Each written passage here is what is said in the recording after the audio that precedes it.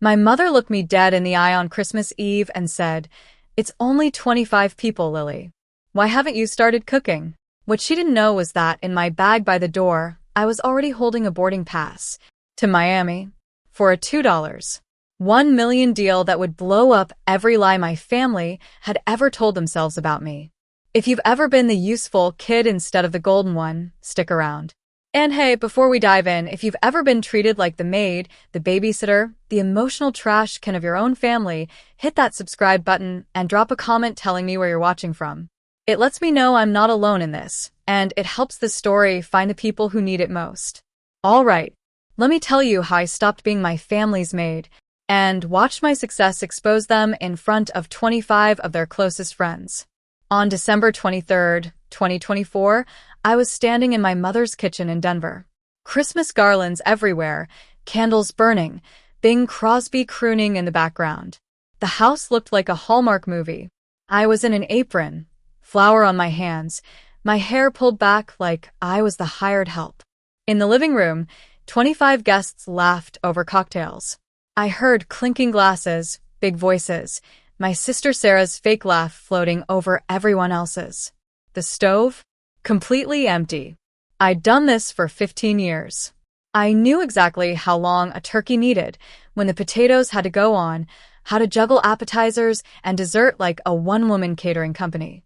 But that day, I stood there and did nothing. My mother swept in, heels clicking on the tile, red lipstick perfect, not a hair out of place. She took one look at the bare countertops and her mouth twisted into that smirk I've known my whole life. "Lily, it's only 25 people. Why haven't you started?" Not, "Can I help?" Not, "Are you okay?" Just a command disguised as concern. I wiped my hands on the apron, and instead of explaining, instead of reminding her that I run a multi-million-dollar company, I smiled, slowly untied the apron, folded it very carefully, like I was folding up a version of myself.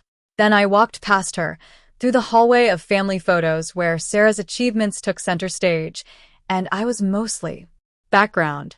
I picked up my already packed bag, opened the front door, and said, "I have a flight to catch."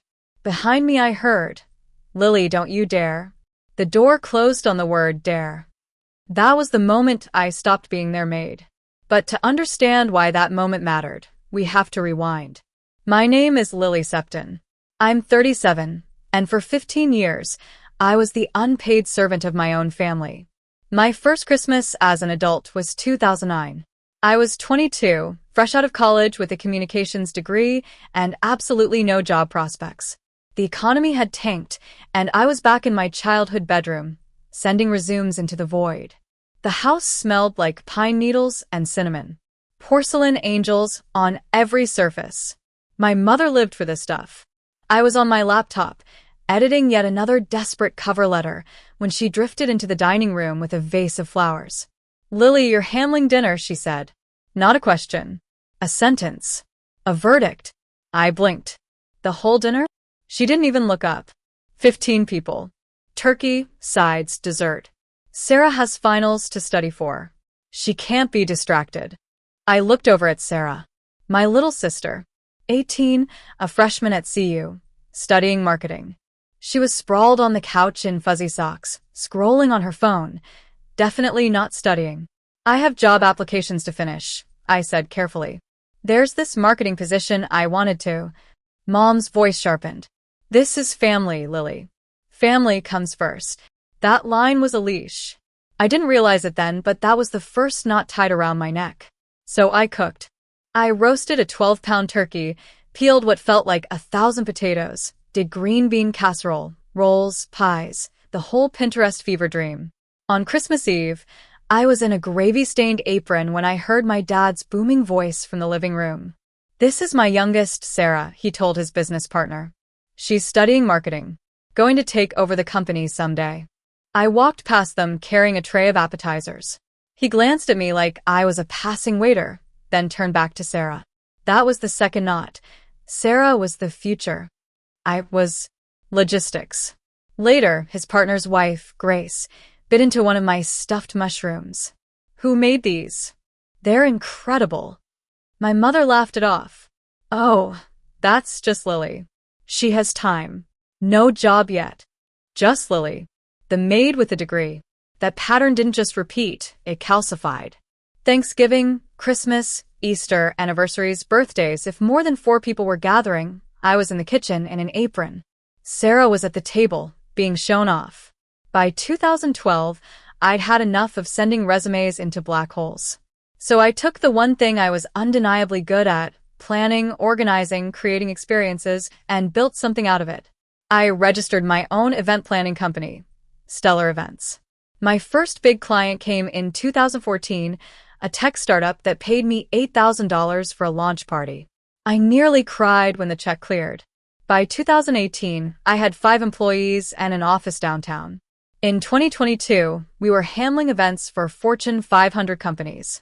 In 2024, we crossed $4 million in revenue and had 23 people on payroll. My parents knew none of it. Not because I was hiding it, because they never asked. The one time I tried in 2012, my mom didn't even look up from her magazine. Event planning? Like children's birthday parties. Corporate galas, launches, conferences, actually. That's nice, dear. Can you pick up the dry cleaning on your way home? So I stopped sharing. I drove my old Honda to their house instead of my new Audi. I wore jeans and plain sweaters. I made myself small because every time I tried to be big, they swatted it down. Fast forward to Thanksgiving 2024.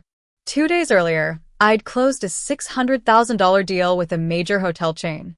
My team had pulled late nights. I'd negotiated like a shark, and we'd won. I walked into my parents' house exhausted but proud. My mother greeted me at the door with, what else, an apron. Turkey needs basting every 30 minutes, she said briskly. I made a schedule. A schedule. For me, the CEO of a multi-million-dollar company. I took the apron. I basted the turkey.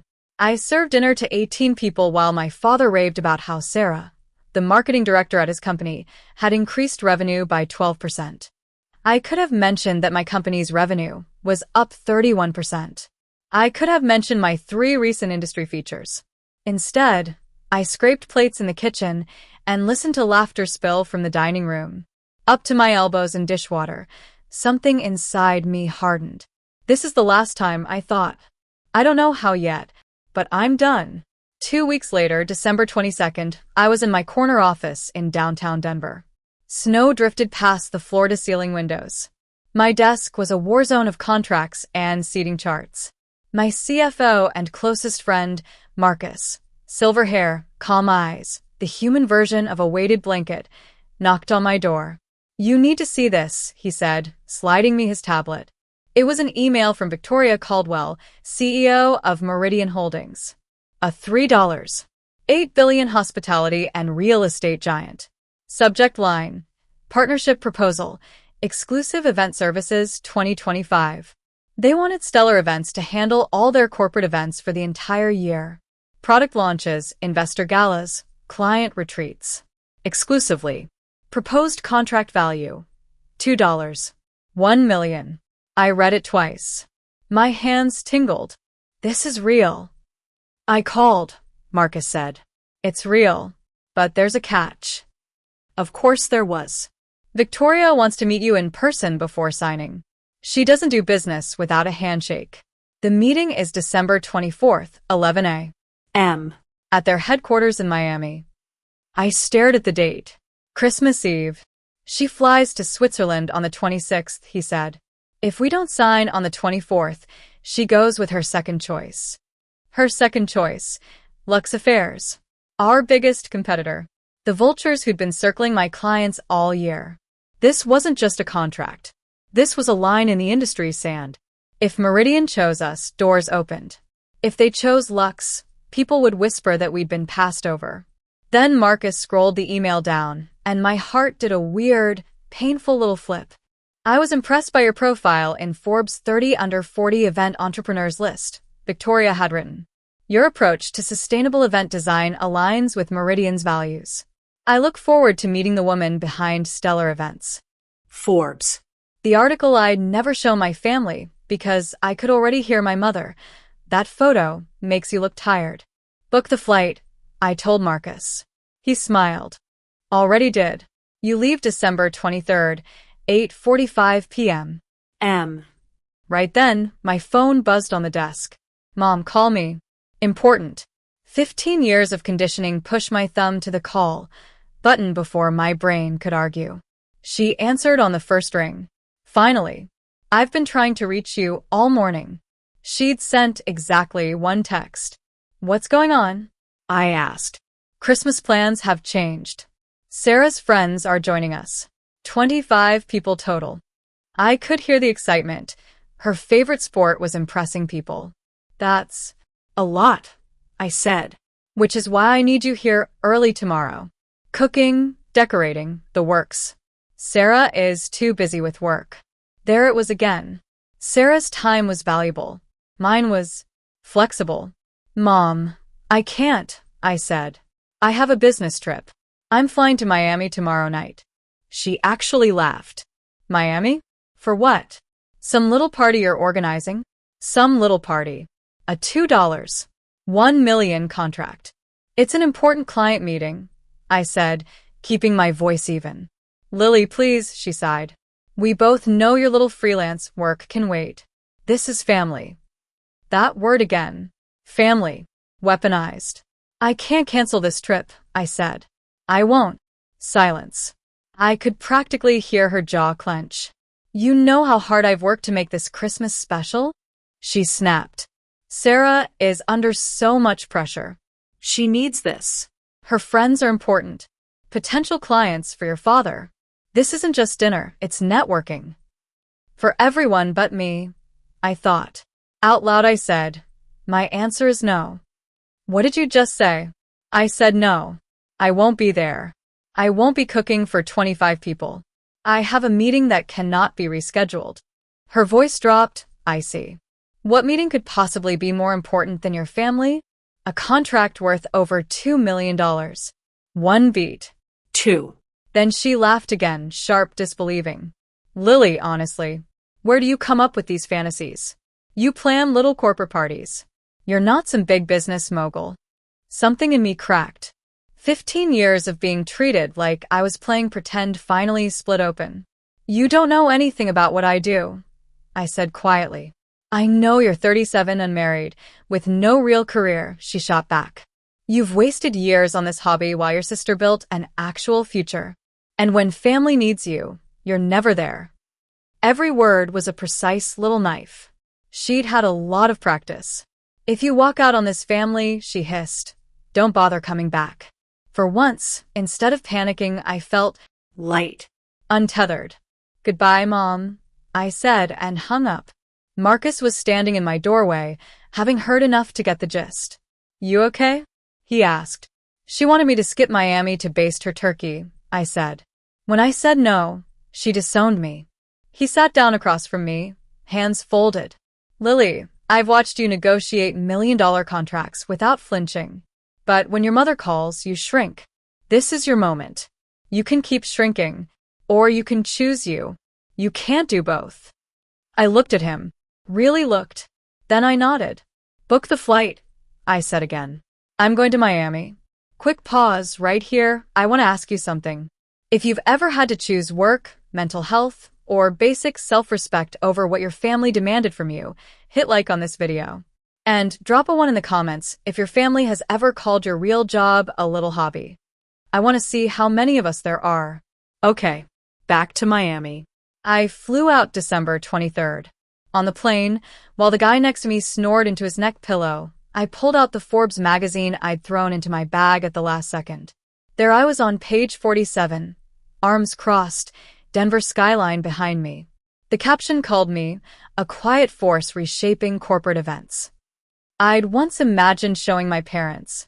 I'd imagined my mother critiquing my hair, my father asking how our revenue compared to his, Sarah rolling her eyes. So, I never did. I traced my own face on the glossy page and thought, you're not crazy. You really built this. The next morning, Christmas Eve, I put on my best charcoal suit and headed to Meridian's glass tower in Miami. My heart pounded all the way up to the 40th floor. Victoria was exactly what you'd picture. Early 50s, silver hair, sharp eyes, presence that filled the room before she spoke. For 45 minutes, she grilled me in the best way. Capacity, vendor backups, contingency plans, sustainability practices. I answered every question. I'd been unknowingly preparing for this interrogation for 12 years. At 11:52 a.m. We both signed contract MH 202412223. A photographer snapped a picture of us shaking hands, Miami glittering behind us. Her assistant notarized the documents, slid my copy into a leather Meridian folder, and just like that, Stellar Events' future shifted. "Welcome to the Meridian family," Victoria said. "I have a feeling this is going to be an exceptional partnership." I couldn't agree more. As she gathered her things, she added casually, "I have to run. Flight to Denver this afternoon. Spending Christmas Eve with some business associates." The Septons? Richard runs a construction supply company. His daughter Sarah is quite impressive. My stomach turned to ice.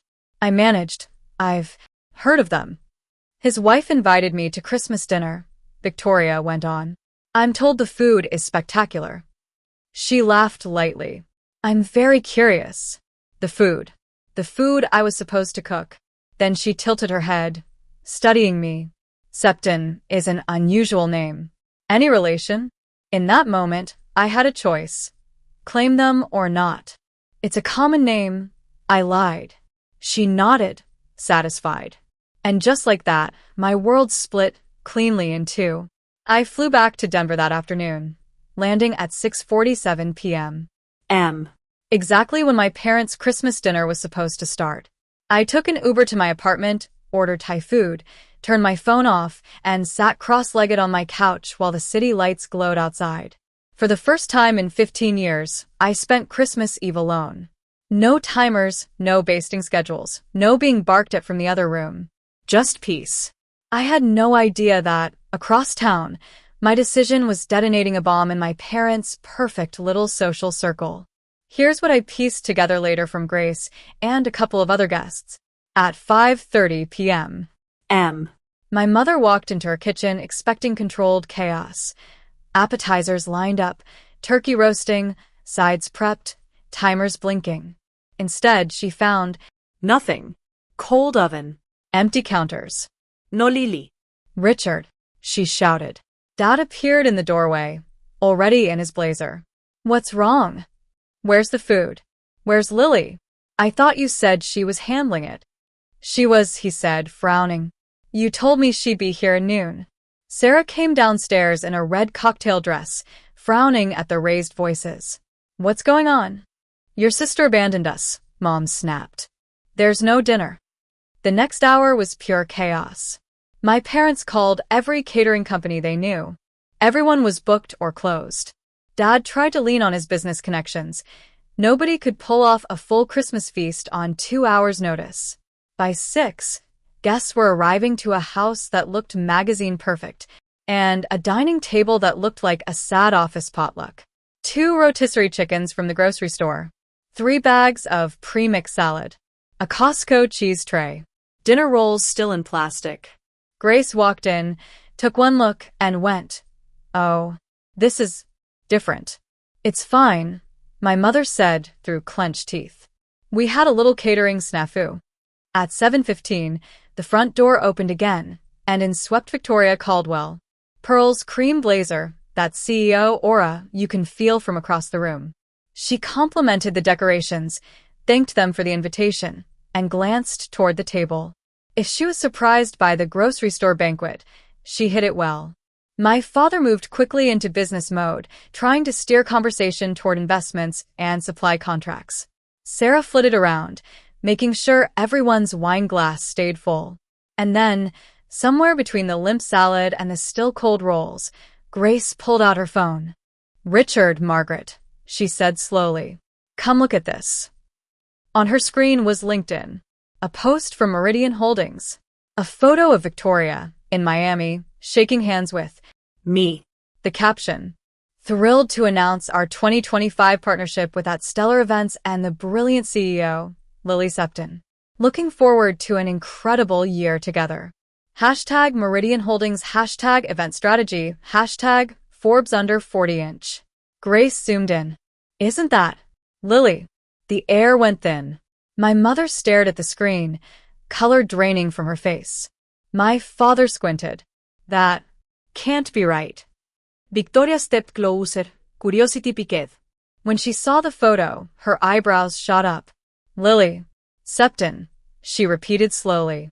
Your daughter is Lily Septon? The founder of Stellar Events. My parents stammered. Yes, but we didn't know she. What is Stellar Events? My mother blurted, like the name was new to her. Victoria actually laughed. One of the most successful event planning companies in the region. I signed a $2.1 million contract with them this morning. The number dropped into the room like a bomb. Conversations around them faltered. Heads turned. 2.1 million. My father repeated. That's more than your annual profit? Yes, Victoria said pleasantly. Your daughter has built something remarkable. Grace was already Googling. Oh my God, here's the Forbes article, she said, scrolling. Lily Septon, the quiet force behind Stellar Events. It says she has 23 employees. Over 4 million in revenue this year. Sarah's face went from pink to chalk white. Lily was in Forbes? She whispered. Victoria shook her head, a small, incredulous smile on her lips. You know, I met her today, and she never mentioned she was related to you. I even asked if she knew the Denver Septons. She told me it was a common name. That landed harder than the money. Why wouldn't she say we're her family? My mother whispered. Grace answered before Victoria could. Maybe, she said gently, because every time I've known her to be here, she's been in the kitchen. Other guests nodded. She always worked so hard, someone said. You never really talked about her. Victoria's gaze sharpened. From where I'm standing, she said, it looks like you've been treating a very successful businesswoman like household staff. And when she finally had an opportunity that mattered, you expected her to choose your dinner rolls over her career. Silence. Even the Christmas music suddenly sounded mocking. Victoria set down her untouched wine. Please give Lily my regards when you speak to her, she said, cool but polite. And do thank her. If she hadn't stepped away from this dinner, I might never have met her today. Then she left. Behind her, 25 people suddenly saw my family very, very differently. I learned all of this 2 days later, on December 26th, when Grace called me. Lily, she said, I owe you an apology. I've known your family for 15 years, and I never once asked what you actually do. That was my mistake. But I want you to know, everyone knows now. And Victoria? She couldn't stop talking about how impressive you are. I thanked her. A small, petty part of me savored the picture. My mother's perfect party collapsing under the weight of truth. But mostly, I felt tired. That night, I finally turned my phone back on. It lit up like a slot machine. Mom, how could you humiliate us like this? Sarah, you made us look like idiots in front of everyone. Dad, this isn't how family behaves. We need to talk. Not one congratulations, Lily. Not one we're proud of you. Just anger that their favorite servant had resigned. I didn't respond. Instead, I called Marcus. We signed Meridian, the internet knows. My parents are imploding, I said. Merry Christmas. He chuckled. Lily, you chose yourself. That's all this is. The rest is just fallout. After we hung up, I sat down and wrote an email to my parents and Sarah. Not emotional, not begging, just clear. I signed a $2.1 million contract on Christmas Eve. For 15 years, I have cooked and cleaned for every family gathering while my career was dismissed as a hobby. When I set a boundary, I was called selfish. I am not selfish for prioritizing my work. I am not ungrateful for having standards. Going forward, I will attend family events as a guest, not as staff. I expect my career to be acknowledged, not belittled. I expect basic respect. If these conditions are unacceptable, I understand. But I will not go back to the way things were. I will reach out when I am ready to talk. Lily. I hit send and felt something loosen in my chest, like finally untying that 15-year-old knot. A few days later, a handwritten letter arrived from my dad. Actual paper. His handwriting. He admitted he'd only seen what he expected to see, that Sarah would succeed and I would struggle. He admitted he'd never asked, never listened. He said he was proud of me, late, clumsy, but sincere. He asked for a chance to know me as I really am. On New Year's Eve, I called him. I'm willing to try, I said, but I'm not coming back as your live-in caterer. That's more than fair, he said quietly. Then here are my terms, I told him, like we were negotiating a contract. I come to family dinners as a guest. I don't cook unless I offer. You ask about my life and my company like it matters. You shut down anyone who calls what I do a little hobby. And if Mom can't be respectful, I leave. He was silent for a long moment, then said, I should have done all of that years ago. Yeah, I said. You should have. We hung up on something fragile but real. Not forgiveness. Not yet. But a beginning. When the fireworks went off at midnight, I stood at my window watching them bloom over Denver. My phone lit up with a message from Marcus. Happy New Year, boss. 2025 is going to be insane. I smiled. Because he was right. The Meridian contract had blown open doors. Victoria's LinkedIn post had turned into new clients, media requests, opportunities I'd only dreamed about. My family, for the first time, had been forced to see me as I really am, not the girl in the apron, but the woman in the corner office. There's a quote people love to throw around. The best revenge is massive success. I used to think that meant rubbing your wins in people's faces, making them choke on it. Now I think it's quieter than that.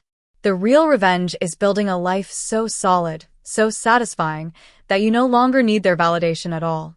My success didn't punish my family. Their own behavior did that. All I did was stop cushioning the impact. If you're still watching this, first of all, thank you. If you've ever felt like the invisible one, the workhorse, the one they only call when something needs fixing, I want you to hear me. You are not selfish for having boundaries. You are not ungrateful for wanting respect. And you do not need your family's permission to build something extraordinary. If this story hit home, tap that like button, subscribe, and turn on notifications so you don't miss the next one. And tell me in the comments, have you ever chosen yourself over your family's expectations? I read your stories. They matter. You matter. Until next time, this is Lily, no longer the family maid, signing off.